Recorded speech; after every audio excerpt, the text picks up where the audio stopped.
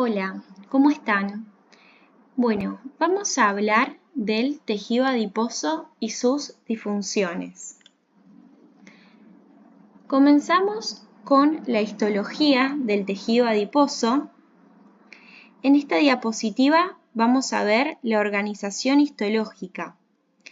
Va a estar formado por lobulillos adiposos, que son agrupaciones de adipocitos con forma de esferas que se encuentran muy próximas entre sí.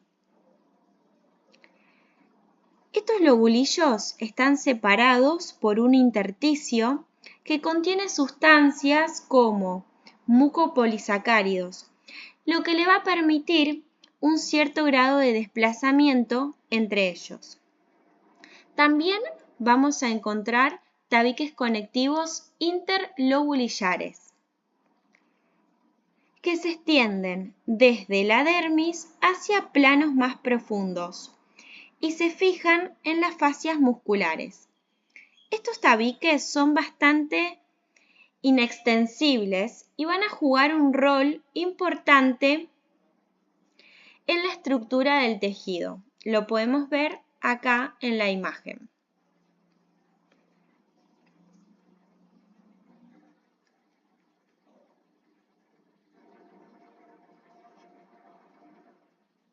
Por último, cada lobulillo está irrigado por una red vascular que incluye arterias, venas, vasos linfáticos, que van a ser fundamentales para la nutrición y el metabolismo de este tejido.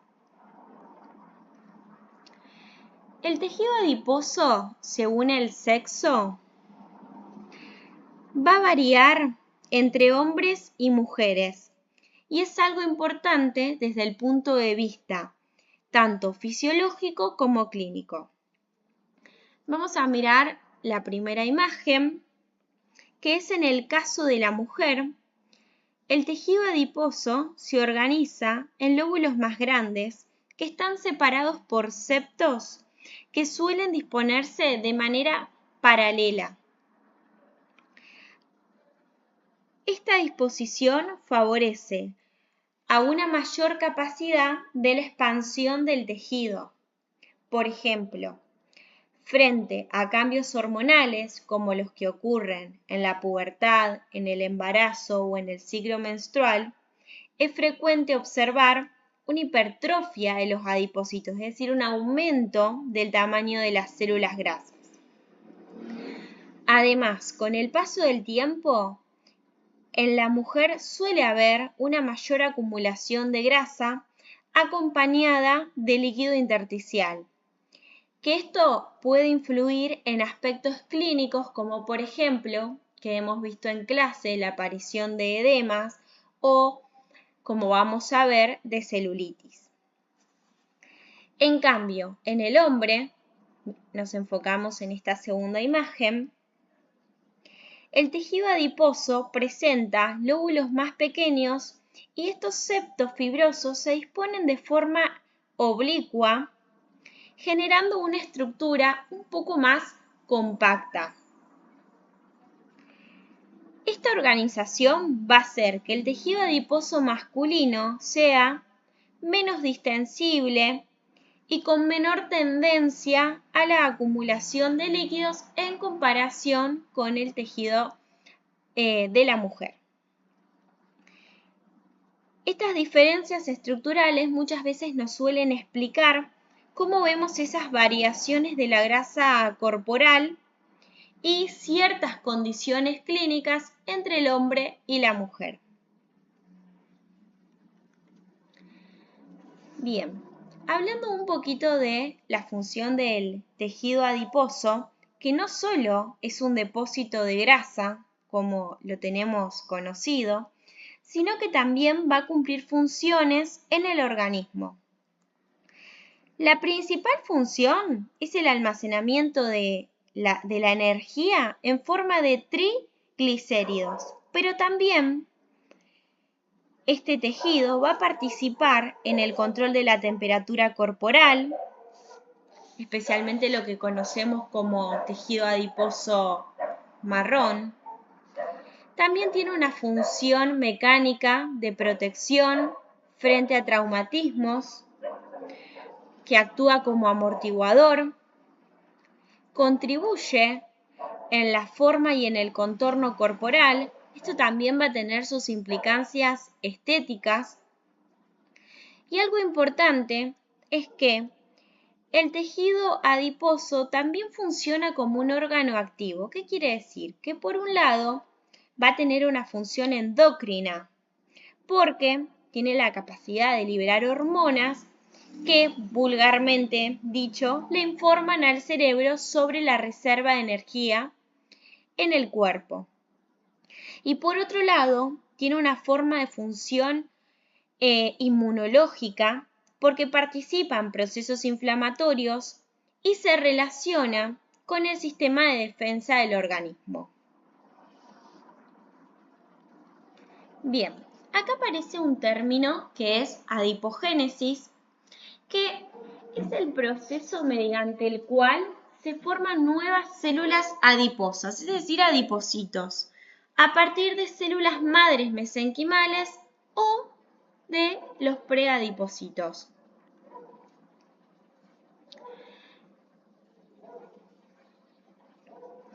Entonces, en esta diapositiva, en esta imagen, vemos el proceso de adipogénesis, es decir, cómo se forman estas células grasas o adipocitos.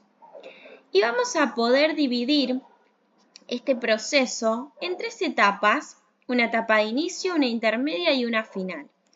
En la etapa inicial, que es la que vemos acá al comienzo de la imagen, comienza con las células madre mesenquimales.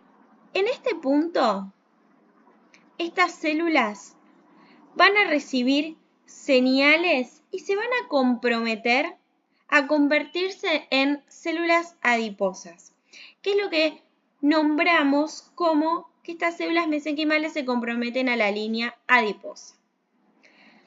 A partir de ahí se transforman en preadipocitos, que son células precursoras. Es importante entender que en esta etapa todavía no tienen grasa acumulada, es decir, que aún no van a cumplir esta función de almacenamiento de la que hablábamos. Luego aparece una segunda etapa, que es la etapa intermedia. Acá los preadipocitos proliferan, es decir, que generan lo que es la división celular, es lo que conocemos como mitosis. Y comienzan a multiplicarse, que es lo que conocemos como expansión clonal. Algo clave acá es que empiezan a aparecer pequeñas gotas de lípidos en su interior, aunque todavía no son adipocitos maduros. Es como vemos acá en la imagen expandida, donde hay pequeñas gotitas de lípidos y esto que vemos acá en celestito vendría a ser el núcleo. Esta es como una etapa de transición donde la célula empieza a prepararse para almacenar grasa. Y luego tenemos una etapa final, que es donde aparece el adipocito maduro. Acá ocurre algo muy característico, que es cuando se forma la gran gota lipídica central, que ocupa casi toda la célula y empieza a desplazar al núcleo hacia la periferia, como vemos acá. En este punto la célula ya está completamente diferenciada y cumple su función principal, que es la de almacenar la energía en forma de grasa. Entonces, este proceso nos muestra que el tejido adiposo puede crecer de 2 formas, no solo aumentando el tamaño de las células ya existentes, sino también formando nuevas células adiposas.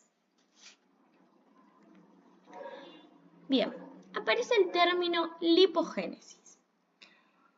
La lipogénesis es el proceso mediante el cual el cuerpo transforma los nutrientes, ya sea carbohidratos, proteínas, grasas, en grasas para almacenarla, principalmente en el tejido adiposo.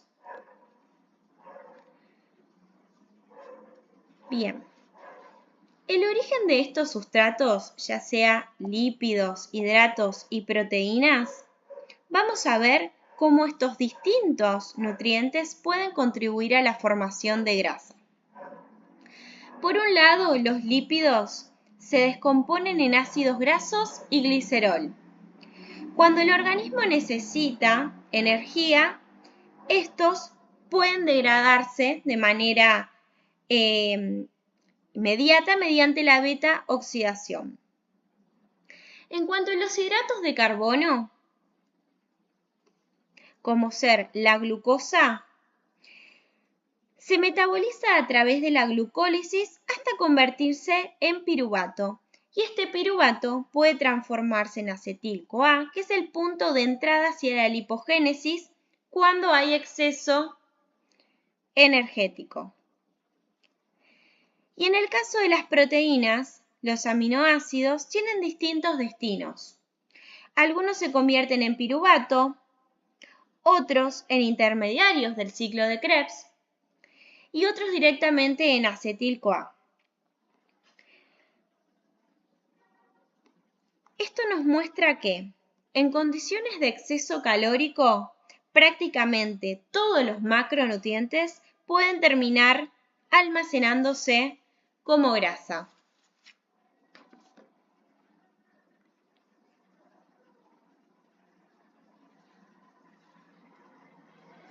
Bien, en esta diapositiva vamos a entender qué hace el cuerpo cuando ingresa más energía de la que necesita. Cuando superamos nuestra tasa metabólica basal, es decir, que gastamos menos energía de la que consumimos, el organismo activa mecanismos para guardar este excedente. El primer paso es que los nutrientes que sobran, ya sean hidratos, grasas o proteínas, se dirigen al interior de la célula, específicamente al citoplasma. Luego, dentro de la célula ocurre un proceso enzimático complejo. Primero, muchas de estas moléculas se transforman en sustancias clave que es el acetil-CoA, que funciona como un punto de partida para la síntesis de grasa. Y a partir de ahí se forman los ácidos grasos y luego estos se combinan con glicerol. Esto nos va a dar como resultado los triglicéridos, que son la forma en la que el cuerpo va a almacenar la grasa. Estos triglicéridos no quedan sueltos, sino que se van a almacenar en el tejido adiposo en dos tipos principales, en el tejido adiposo blanco y en el tejido adiposo marrón. Cuando nos referimos al tejido adiposo blanco, es este tejido más abundante y su función principal es almacenar la energía a largo plazo. Y cuando nos referimos al tejido adiposo marrón, también va a almacenar la energía, pero va a tener una función especial que es la que puede generar calor a través del proceso que conocemos llamado termogénesis. Lipólisis. La lipólisis es la liberación de la energía según las necesidades, como ácidos grasos y glicerol. La lipólisis, entonces, es el proceso mediante el cual el cuerpo rompe los triglicéridos que están almacenados en el tejido adiposo. Es decir, que cuando el organismo necesita energía, por ejemplo, en ayuno, no toma energía de lo que comemos, de lo que consumimos, sino que va a buscar esas reservas de grasa. En este contexto, los triglicéridos se descomponen en dos componentes, en ácido graso y en glicerol. ¿Y qué pasa con esto? Los ácidos grasos se liberan a la sangre y son utilizados por distintos tejidos como fuente de energía. Y el glicerol puede ser llevado al hígado para participar en otros procesos metabólicos.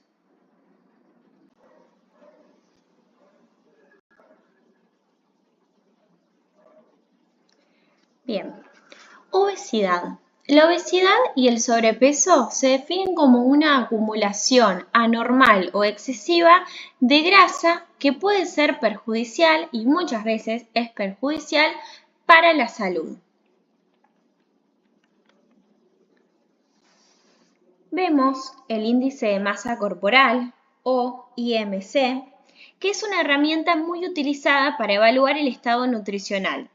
Básicamente relaciona el peso con la estatura de una persona y se expresa en kilogramos sobre metro cuadrado. Bien, tanto el sobrepeso como la obesidad se producen cuando existe un desequilibrio energético. Esto significa que la cantidad de calorías que consumimos es mayor a la que nuestro cuerpo gasta, generando lo que llamamos un balance energético positivo, cuando lo ideal sería que este balance energético sea o esté equilibrado. Entre los principales factores que contribuyen a este problema vamos a encontrar, por un lado, el aumento de los alimentos hipercalóricos, es decir, alimentos con alto contenido de grasas y azúcares. Y por otro lado, la disminución de la actividad física que está muy relacionada con el sedentarismo y con los cambios de vida actuales, ya sea el transporte, el aumento de tiempo frente a las pantallas, algún trabajo que se produzca en sedestación y que las personas pasen bastante tiempo sentadas y demás. ¿Cómo podemos evaluar el sobrepeso y la obesidad? El método más utilizado, como ya mencionamos antes, es el índice de masa corporal, que se calcula dividiendo el peso por la talla al cuadrado. A partir de este valor, la Organización Mundial de la Salud va a establecer distintas categorías. Por ejemplo, hablamos de bajo peso cuando el índice de masa corporal es menor a 18,5. Un peso normal entre 18,5 y 24,9. Sobrepeso entre 25 y 29,9.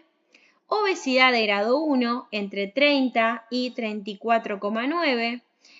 Obesidad de grado 2 entre 35 y 39,9.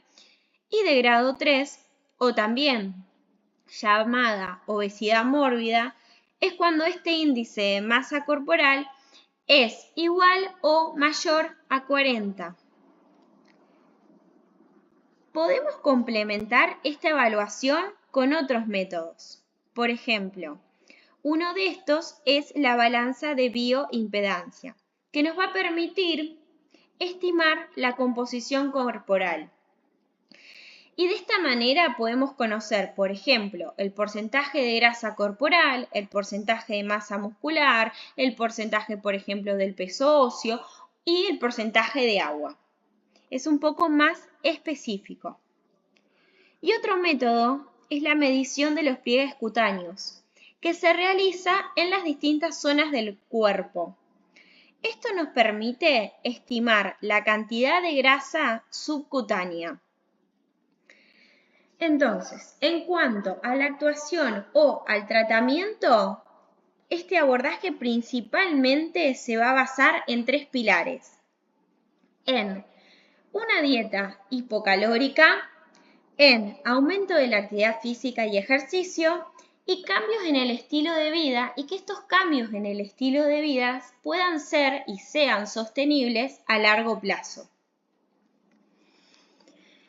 Bien, acá vemos un cuadro, una imagen en donde tenemos la clasificación de la obesidad según el índice de masa corporal, que ya es lo que estuvimos viendo en cuanto a los valores.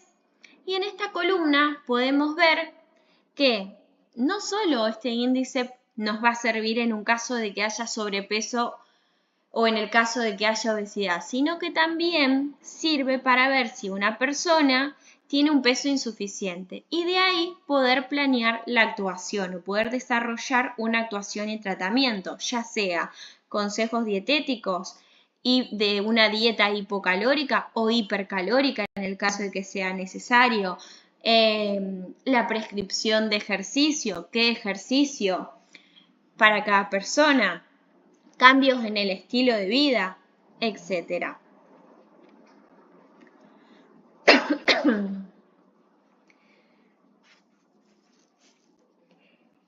Bien, la causa fundamental del sobrepeso y la obesidad es un desequilibrio energético. Entonces, esto significa que nosotros consumimos más calorías de las que nuestro cuerpo gasta en el día a día. Este desequilibrio se va a explicar principalmente por dos grandes factores. Por un lado, el aumento de la ingesta de alimentos hipercalóricos, es decir, alimentos que tienen un alto contenido en grasas, en sal, en azúcar, pero que al mismo tiempo van a ser alimentos pobres en vitaminas, en minerales y en otros micronutrientes que son esenciales para la nutrición. Por otro lado, encontramos una disminución de la actividad física. Esto va a estar muy relacionado con los cambios en el estilo de vida actual, como trabajos cada vez más sedentarios, el uso de transporte, como ya hemos mencionado, que esto reemplaza el movimiento activo, el crecimiento de la urbanización, que muchas veces esto en conjunto va a favorecer a que tengamos menos hábitos activos. El conjunto, por lo tanto, de estos factores antes mencionados nos van a favorecer a la acumulación de grasa corporal y el desarrollo del sobrepeso y la obesidad. Bien, la clasificación según la distribución de la grasa corporal la vamos a clasificar de la siguiente manera. En primer lugar, tenemos la obesidad androide, también llamada obesidad central o abdominal, que es en forma de manzana. En este caso, la grasa se acumula principalmente en la cara, en el tórax y en el abdomen. Este tipo de distribución es el más riesgoso desde el punto de vista metabólico porque se va a asociar a diversas patologías como ser diabetes, enfermedades cardiovasculares y un aumento en general de la mortalidad. En segundo lugar, encontramos la obesidad ginoide, o también conocida como obesidad periférica o en forma de pera. Acá la grasa se deposita principalmente en la cadera y en los muslos. Esto lo vamos a relacionar más con alteraciones mecánicas y circulatorias, es decir, con problemas en el retorno venoso, por ejemplo, con varices y también con algunas patologías articulares como ser una artrosis de rodilla. Y por último, tenemos la obesidad de distribución homogénea, en la cual la grasa se distribuye de manera más uniforme en todo el cuerpo, sin un predominio claro en una región específica. Bien, acá podemos ver la clasificación en forma de manzana que vimos, cómo se distribuye de esta manera, y la segunda, que es en forma de pera, cómo la grasa se localiza más en la parte inferior, en las caderas, en los muslos.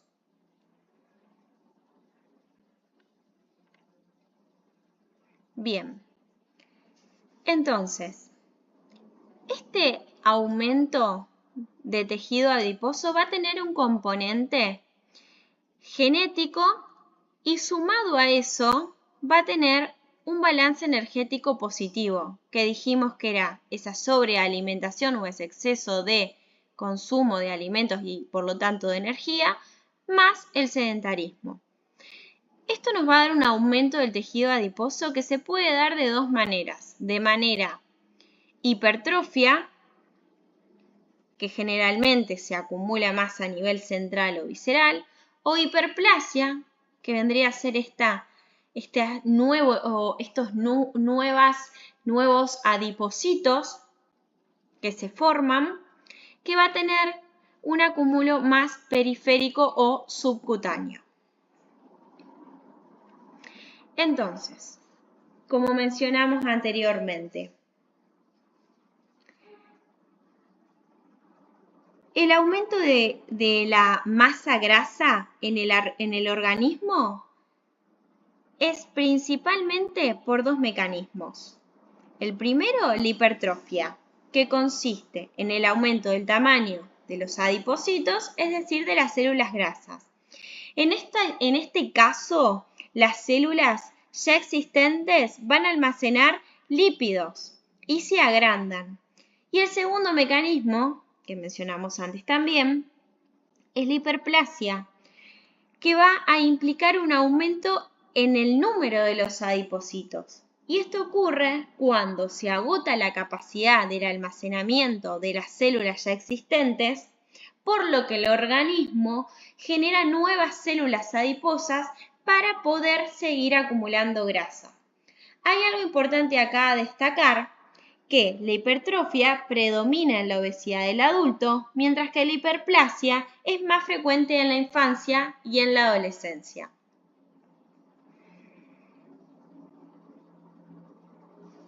Bien, ahora se nos presenta el concepto vamos a hablar del concepto homeostasis energética, que hace referencia al equilibrio entre la energía que consumimos y la que gastamos. Cuando este balance es igual a cero, hablamos de un estado de equilibrio, donde el organismo mantiene estable su peso corporal.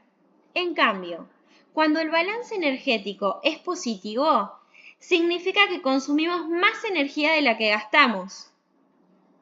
Y como consecuencia, el exceso se va a almacenar en el cuerpo principalmente en forma de grasa dentro de los adipocitos.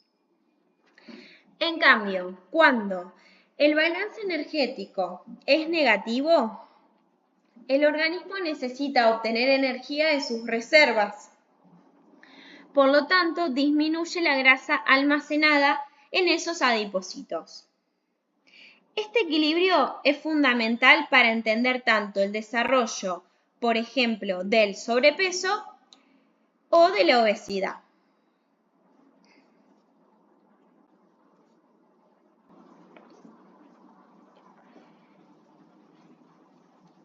El término lipotoxicidad hace referencia al daño celular producido por un exceso de lípidos en el organismo.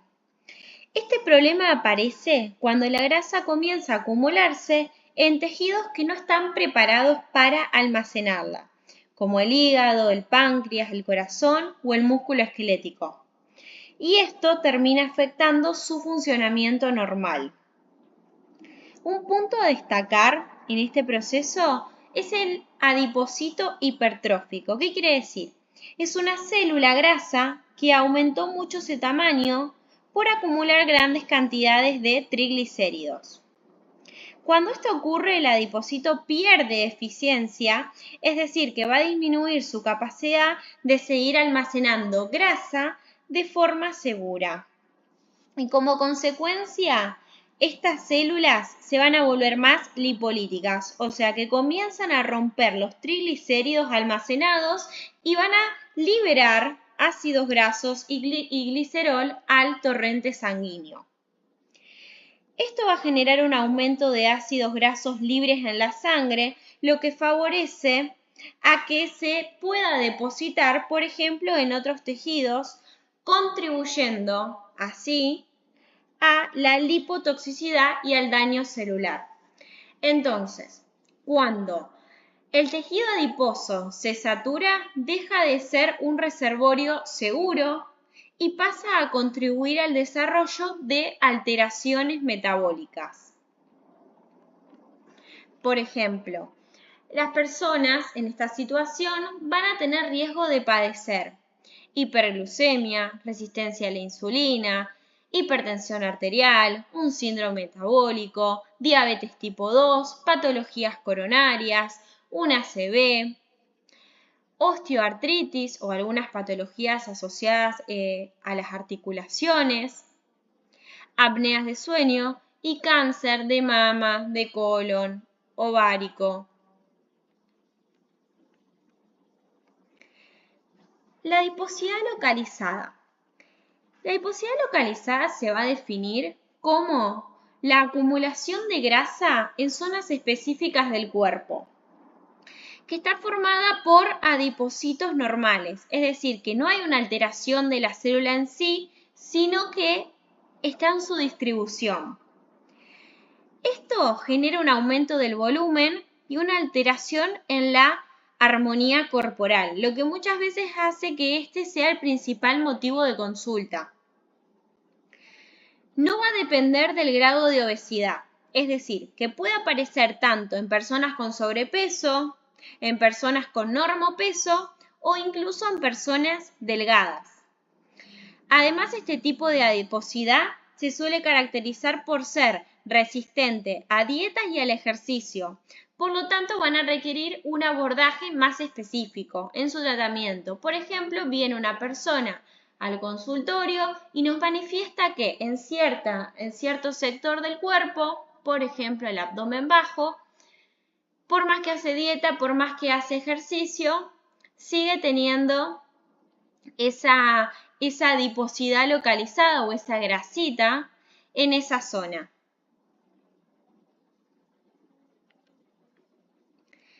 Bien, esta imagen va a comparar dos situaciones de tejido cutáneo y subcutáneo. En el esquema A se va a observar un tejido normal.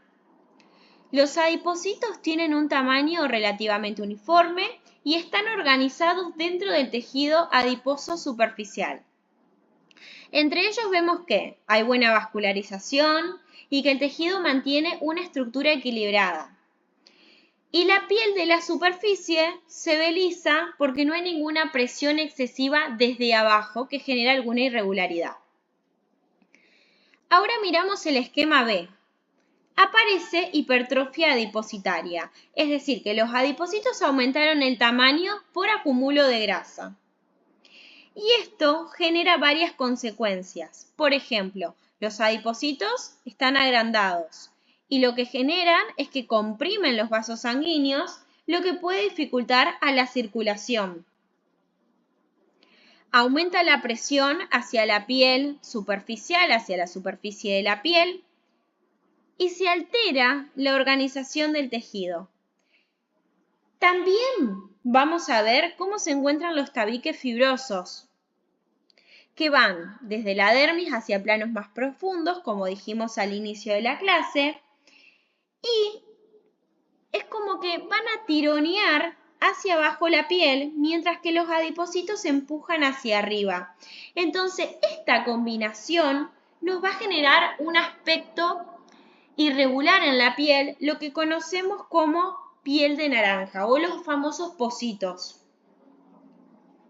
Entonces, vemos cómo el aumento del tamaño de los adipocitos no solo incrementa el volumen, sino que también va a alterar la estructura del tejido, la nutrición, la irrigación y repercute en la apariencia de la piel.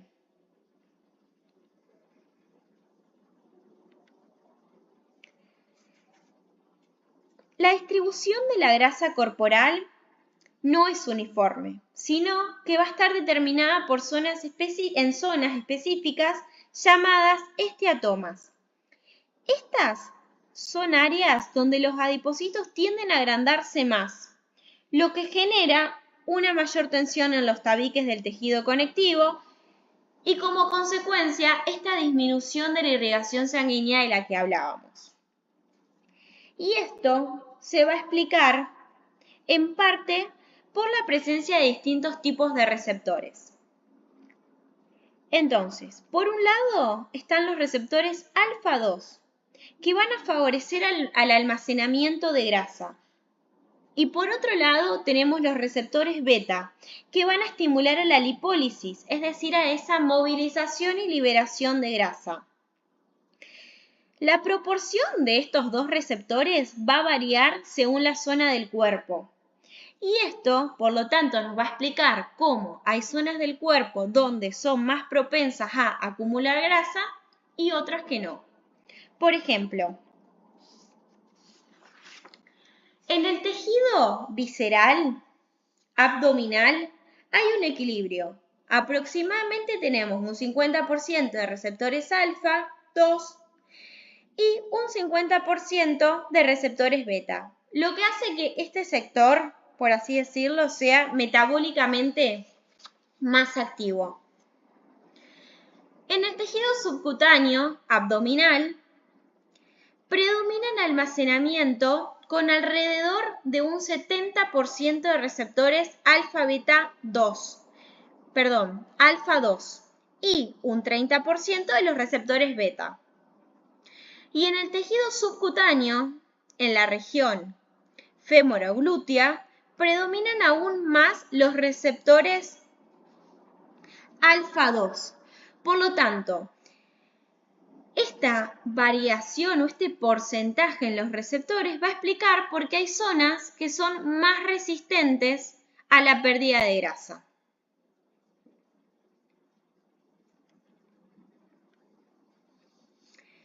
La adiposidad localizada generalmente no aparece de forma aislada, es decir, que no aparece sola, sino que suele acompañarse de algunas alteraciones en el tejido.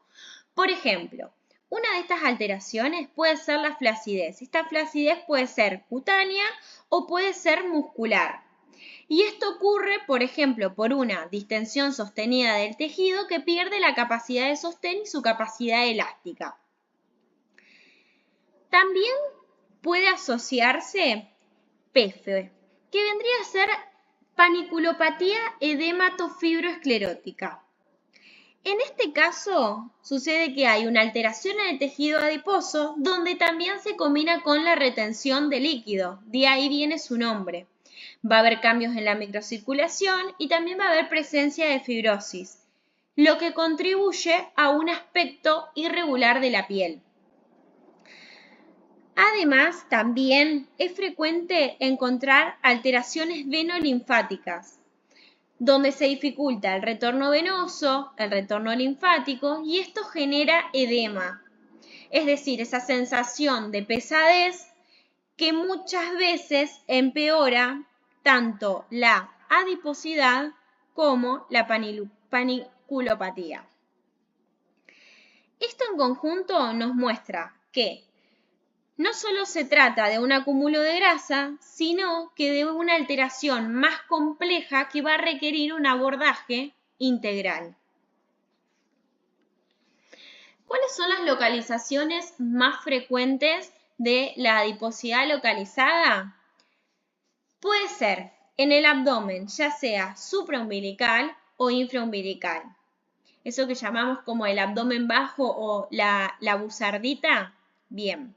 En las caderas, en los glúteos, en la zona subglútea, en los muslos, en la cara interna de la rodilla, también aparece en la zona de la papada, en los brazos, generalmente que empieza a sentirse en la parte interna del brazo o empieza a colgar, en la pantorrilla, en los tobillos, en la región cérvico-dorsal y también se presenta en la espalda.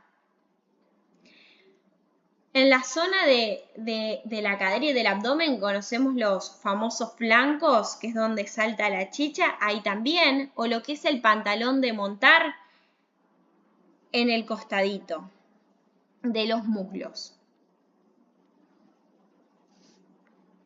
Y acá tenemos una imagen donde vemos dónde se puede presentar esta adiposidad localizada que estuvimos mencionando, en la parte interna de los brazos, acá lo que les decía de la zona de la cadera, el pantalón de montar, lo que es el abdomen un poco más generalizado, abdomen bajo, abdomen alto también.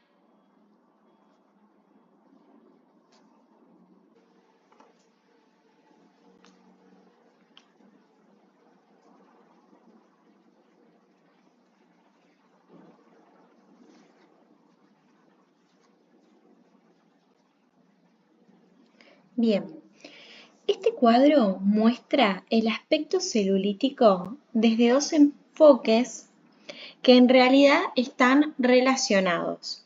Es decir, que vamos a ver a todo como un aspecto celulítico y no solamente cuando se presenta PEFE. Por un lado aparece la PEFE, que significa, como ya hemos visto, paniculopatía edematofibroesclerótica. Este nombre describe lo que ocurre en el tejido. Edemato cuando hay retención de líquidos, fibro que se forman más fibras rígidas y esclerótica es cuando este tejido se endurece.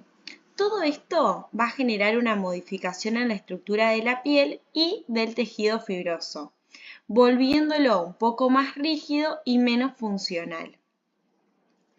Por otro lado, explicamos el aspecto celulítico visible, es decir, lo que nosotros vemos clínicamente. Aparecen los pozos o las irregularidades en la piel, que se producen por hipertrofia adipositaria, los adipocitos van a aumentar el tamaño y van a empujar esa piel hacia arriba, y por los tabiques fibrosos que van a tironear, por así decirlo, la piel hacia abajo. Y como la piel no acompaña esa tensión, se generan las retracciones y ese aspecto típico irregular. Además de esto, vamos a sumar un componente circulatorio, es decir, que hay un problema funcional del sistema linfático. Se produce la éstasis, es decir, la acumulación de líquidos y la alteración de la circulación alrededor de este tejido adiposo. Y esto va a empeorar al edema y a la fibrosis. Entonces, la celulitis no es solo grasa, sino que es una combinación del aumento del tamaño de los adipocitos, de las alteraciones en el tejido fibroso y de problemas circulatorios que van a generar este edema. Y todo esto en conjunto nos va a dar este aspecto celulítico o este aspecto de piel de naranja del que venimos hablando. Bien, ¿cómo vamos a evaluar la adiposidad? Podemos evaluar la hipertrofia adipositaria primero a través de una inspección visual. Nosotros vemos a la paciente o el paciente que llega al consultorio, hacemos un examen visual en el cual vamos a ver si tiene alguna zona de adiposidad localizada o alguna zona donde hay un aumento de volumen. Y si no, la persona a través de la anamnesis nos lo va a manifestar, ya sea en abdomen, en cadera, en muslos, en brazos, etc. Luego vamos a palpar este tejido.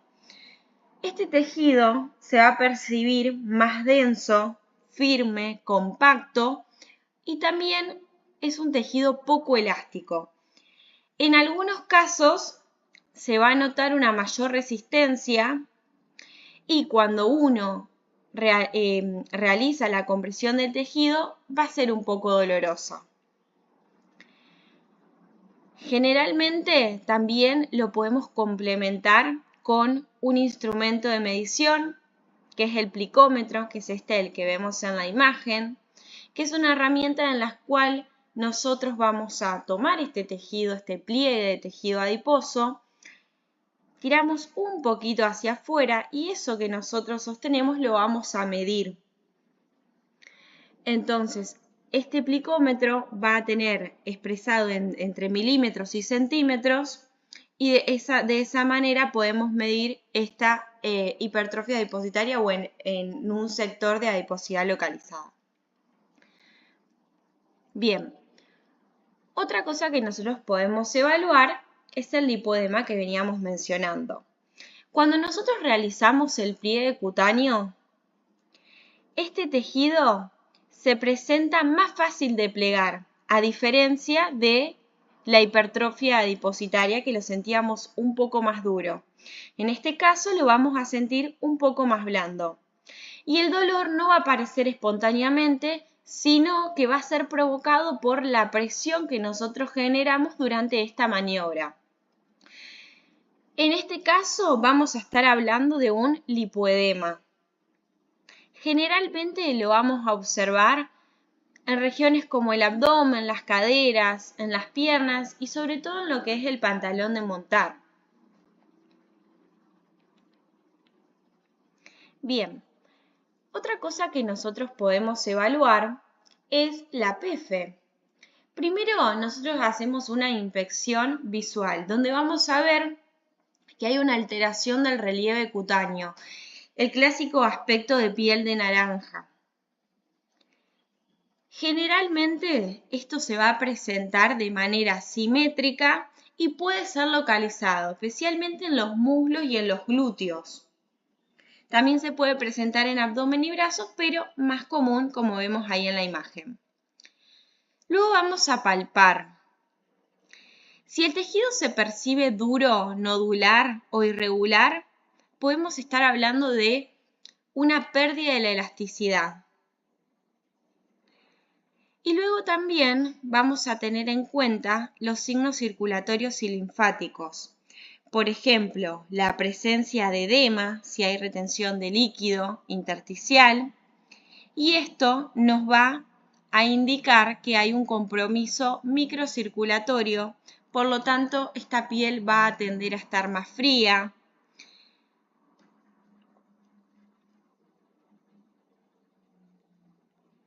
Bien, otra de las alteraciones que podemos encontrar, que ya hemos mencionado, es la flacidez, ya sea muscular o cutánea. Cuando hablamos de flacidez muscular, es cuando el músculo está hipotónico, es decir, que tiene poco tono, por ejemplo, en los glúteos. Y cutánea, cuando el músculo se contrae, es decir, le pedimos una contracción al paciente, este músculo se contrae, pero la piel no acompaña el movimiento y nos genera este aspecto de flacidez cutánea. Entonces, la posición del paciente. El paciente debe estar de pie. Por supuesto que lo ideal sería que esté con poca ropa para poder tener una mayor observación y apreciación del tejido. Observamos la zona glútea y los muslos.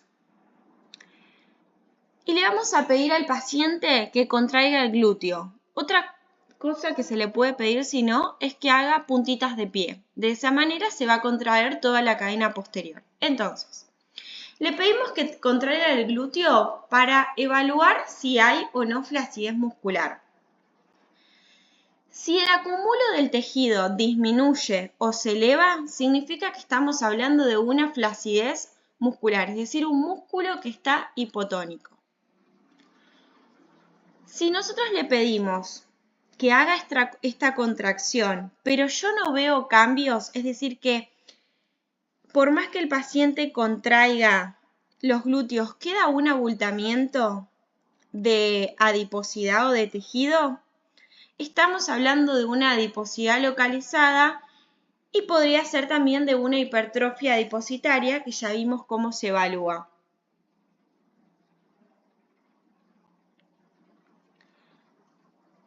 Otra cosa que podemos evaluar es a la piel, es decir, esta evaluación de la flacidez cutánea. Lo que vamos a hacer es estirar la piel en la zona donde hay aspecto celulítico y si estos pocitos desaparecen, significa que hay flacidez cutánea. También, como ya mencionamos antes, podemos palpar nódulos, es decir, ver si hay PEFE, si hay tejido que está más engrosado, si hay nodulitos, si hay un poquito de presencia de fibrosis. Vemos si hay irregularidades.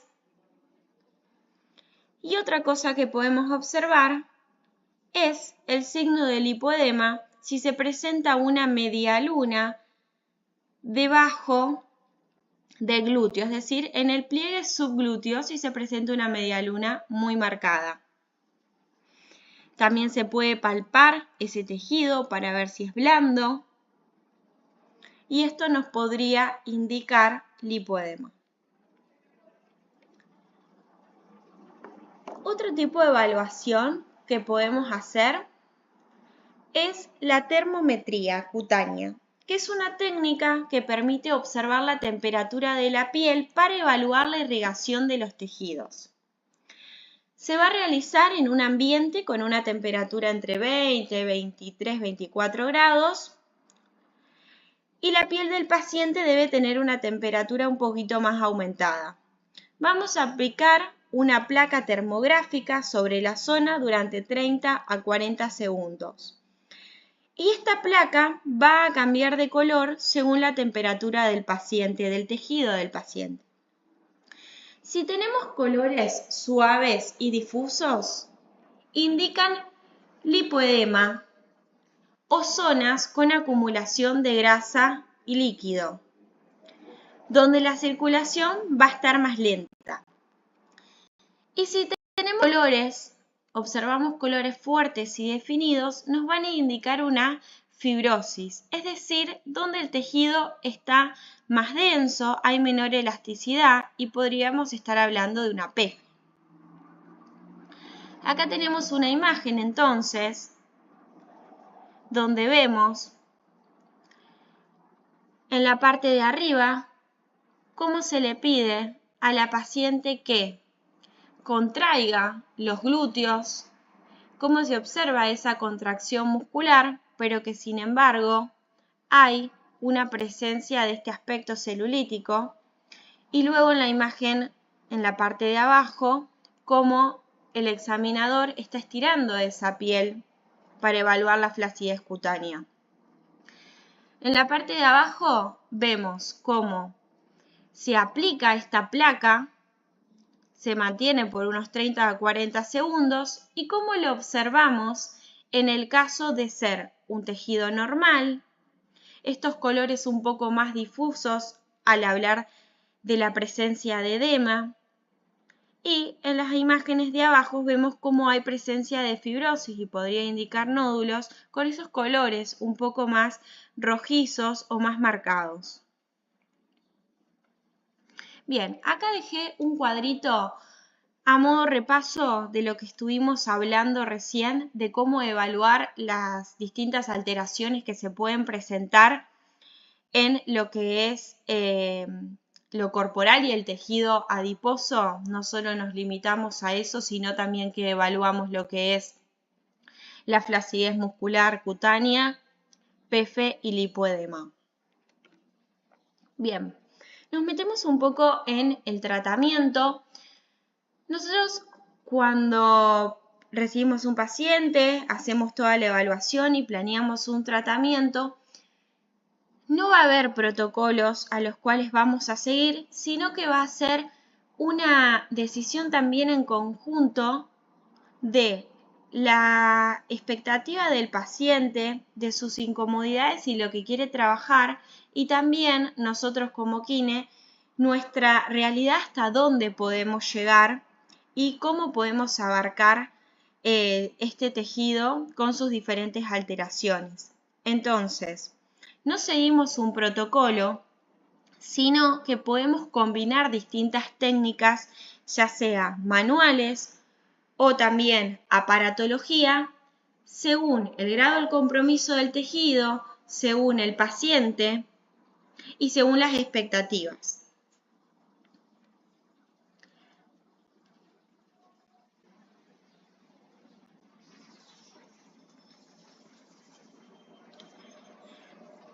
Tratamiento para la disminución del tejido adiposo. Tenemos la lipólisis, que es un proceso fisiológico normal en el que el adipocito va a seguir vivo e íntegro. Y estos tratamientos van a estimular la liberación de los ácidos grasos que están almacenados dentro de estos adipocitos, para que se liberen y sean utilizados como energía. Por ejemplo, el lipoláser y el ultrasonido son terapias de aparatología que se utilizan para inducir este proceso. Otro proceso es la necrosis, que es la muerte celular por destrucción directa de la membrana del adipocito. Es decir, que el contenido graso se va a liberar al espacio intersticial que luego debe eliminarse, ya sea por sistema linfático o metabólico. Y como ejemplo existe la radiofrecuencia y la ultracavitación. Y por otra parte, el proceso de apoptosis, que es una muerte celular programada. No hay inflamación ni daño en los tejidos vecinos. El cuerpo va a reabsorber y a eliminar gradualmente los adipocitos destruidos, como por ejemplo la criolipólisis, que a través de el frío, es decir, de disminuir la temperatura del tejido, genera este proceso de apoptosis. Lipedema. Bien, ¿qué es el lipedema? El lipedema es una acumulación anormal y simétrica del tejido graso subcutáneo en zonas del cuerpo que no responden a la dieta ni al ejercicio. Es muy común que se presente en mujeres y que tengan alguna tendencia de origen hormonal, es decir, en diferentes situaciones a lo largo de la vida, y tienen un componente familiar o genético. ¿Cómo se va a caracterizar clínicamente? Porque la persona va a sentir dolor y sensación de pesadez en ambas piernas. Se va a presentar un edema blando que va a empeorar con el calor o al final del día. Vemos cómo se presenta acá en la imagen. Hay dos situaciones. La localización típica va a ser en la región femoroglútea, en la cara interna de los muslos, y acá en la parte de la almohadilla inframalleolar y en general en todo el miembro inferior. Y algo característico de esta patología es que no va a afectar a tobillos, ni pies ni dedos, entonces genera como un corte, como podemos ver ahí en la imagen, a nivel del tobillo. ¿Cuál es la fisiopatología? Va a haber una alteración de la microcirculación y una alteración linfática, lo que esto nos va a favorecer a la retención de líquidos. De ahí viene también ese edema blando y esa sensación de pesadez. Y va a haber un aumento del tejido adiposo. ¿Cómo lo podemos evaluar? Vamos a hacer una inspección visual, vamos a ver un aumento simétrico del volumen de los miembros inferiores, es decir, que a diferencia de otra patología que hemos visto durante el cursado, se va a presentar en los dos miembros, que va desde la cadera hasta los tobillos, respetando, en este caso, los pies. La piel puede verse suave, fría, y esto no va a mejorar con la dieta ni con el ejercicio. Luego procedo a la palpación, donde voy a percibir un tejido blando, doloroso en algunas zonas, sensible al tacto y al final de la presión. Podemos llegar a palpar o no algún nódulo graso pequeño debajo de la piel. La distribución corporal, como veníamos hablando, va a afectar a caderas, a muslos, rodillas y piernas. Es simétrico, es bilateral y afecta a ambas extremidades por igual. Como ya mencionamos, tenemos que tener en cuenta lo que es la anamnesis y ahí recaudar los antecedentes familiares, la historia familiar, si tiene cambios hormonales que van a empeorar estos síntomas y que se asocian con la sensación de pesadez y la retención de líquido. ¿Este lipedema puede coexistir con PF? Sí, pero se va a diferenciar porque presenta edema evidente, hay tendencia a hematomas espontáneos, es decir, a marcas en la piel, a moretoncitos. También puede haber presencia de telangiectasias en la cara lateral de los muslos. Va a tener dificultad para la marcha por el peso y por el dolor. Esa sensación de pesadez, por supuesto, va a depender del grado y de la persona. Y la paciente no es una paciente obesa, es decir, no es una paciente que tenga un sobrepeso o que tenga obesidad, pero sí que va a presentar esta adiposidad localizada o estos signos mencionados previamente que no están relacionados con la obesidad. Es decir, que a veces uno ve a la paciente y en la parte de superior, es decir, el tronco, los brazos, pareciera normal o un normopeso, pero en los miembros inferiores se destacan por la presencia de estos signos.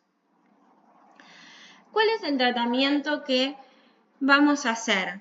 Bueno, como ya mencionamos en lo que es corporal, no seguimos un protocolo, sino que es un conjunto de tratamientos que en su combinación pueden ayudar, como ser principalmente el drenaje linfático manual. Dijimos que esta persona tiene presencia de edema y de líquido intersticial. Ahí está mal escrito las medidas de compresión, discúlpenme, pero ya las hemos mencionado a lo largo de la cursada, que ayudan a favorecer todo este retorno, ya sea venoso o linfático. Ejercicios, la educación y el cuidado, también el cuidado de la piel, es algo que tenemos que tener en cuenta. Educar al paciente. La alimentación, hablábamos al inicio de la clase que sean cambios, ya sea tanto el ejercicio como la alimentación, que se puedan sostener a lo largo de la vida o a largo plazo. ¿Se puede hacer alguna terapia para la adiposidad localizada? Sí, pero siempre teniendo en cuenta que acá ya hay un componente de base que es el lipedema, entonces va a haber pacientes en donde esta terapia responda y otros que no, y hay que ver bien qué terapia elegimos. Y el objetivo en general de mejorar los síntomas, disminuir el edema y el dolor para mejorar la movilidad de la persona, disminuir ese signo de pesadez, para mejorar la calidad de vida, la deambulación y poder ir retrasando esta progresión de la enfermedad.